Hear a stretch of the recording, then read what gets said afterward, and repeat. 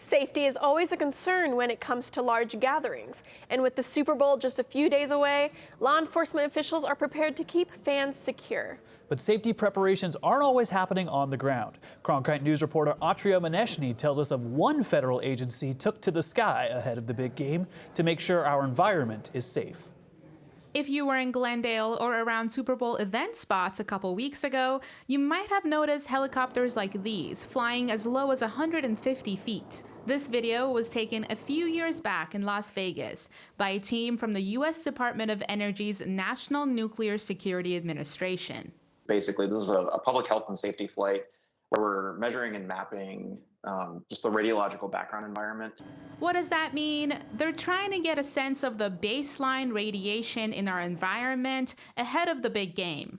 The helicopters are specially equipped with radiation sensing technology housed in pods along the sides. If something happens, namely the release of some kind of radioactivity to the environment, we have that sort of like baseline measurement of what the background environment should look like. It's not unusual for them to detect a low level of radiation during their baseline flights.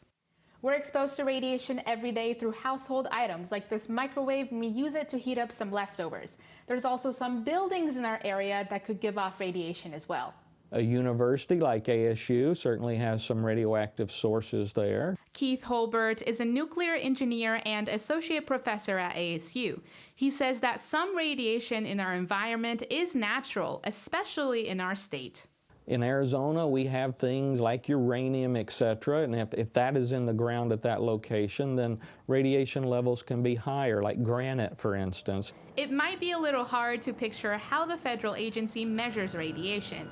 Holbert walked me through the process on the ground level. So they're traveling back and forth, and you can hear the sound there. And so they're looking for instance, is there something that might be setting the detector off as they move back and forth? The team from the Nuclear Security Administration will only come back if some abnormal radiation is detected.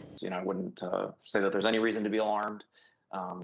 This is just another day at the office as far as we're concerned. In Phoenix, Autriya Maneshni, Cronkite News.